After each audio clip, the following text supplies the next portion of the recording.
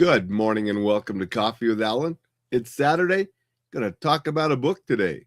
We're going to look at the Karate Dojo, Traditions and Tales of a Martial Art by Peter Urban. Just going to do this one book this morning. My daughter's last day here in Montana, taking her to the airport tomorrow morning. She'll be flying back to Pennsylvania to do her last semester. But wanted to look at this book. Good morning, Thad. Appreciate you being here and saying good morning. Hope you're doing well today. So I found this recently at a used bookstore, and it's an old book, published the same year I was born, so very old book. And it was an interesting read. You know, it's a short book, easy book to read, and it really illustrates the differences between what they wrote about and talked about regarding the martial arts back in the 60s and today. Very different, because this book sort of has the mystical, the karate man can do phenomenal things and superhuman type things, and has some of the stories and legends that, that's what they are. They're stories, they're legends, but almost treating them as factual. And so it was interesting read in that aspect. The contents, they talk about the weaponless weapon, the dojo, the belt system, kata and goju style, different things. Then there's these famous dojo stories, the ninjutsu people, the aikido man, the different things. And some of these stories I had heard before, and some of them you've probably heard.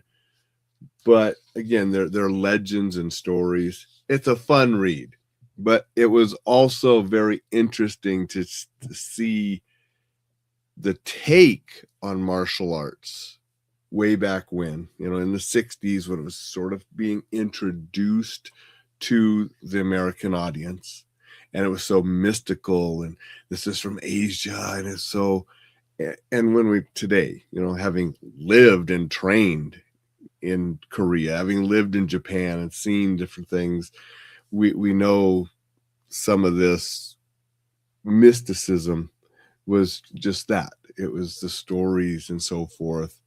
So it was interesting in that aspect, and it was just still a fun read.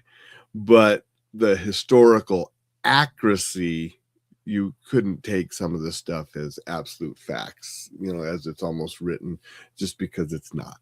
Okay.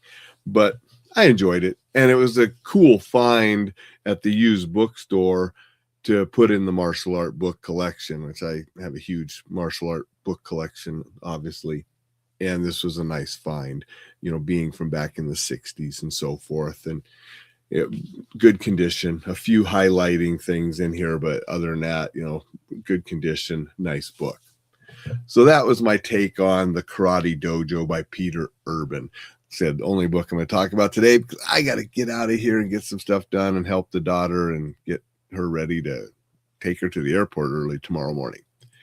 Good morning, Jay, and good morning, Vicky. Appreciate you guys being here. Good morning, Dixon. Dixon said the Pat Morita iconic Mr. Miyagi sort of stigma. Yes, it's just, has some of those old fables, and, the ninja could do impossible things, and just, things that we know historically aren't accurate, but they were in the stories and fables are more told in this book. It's still good for what it is. And I'm glad I bought it, glad I read it. I hope everybody has a spectacular Saturday. Sign up for the newsletter. I've already been working on articles for that this week. It'll go out tomorrow. You can get that at enjoylifesafely.com. Information on staying safe, defending yourself, living exceptionally, developing your warrior's edge. So get that newsletter. Also, check out the Self-Defense Essentials course if you haven't yet. You can still get that at a 20% discount only through February 18th. So make sure you check out all of the different things you can get at enjoylifesafely.com. Until tomorrow, Make it a spectacular Saturday, and we will see you then, because I'll be back in time from the airport to have coffee with Alain at the normal time.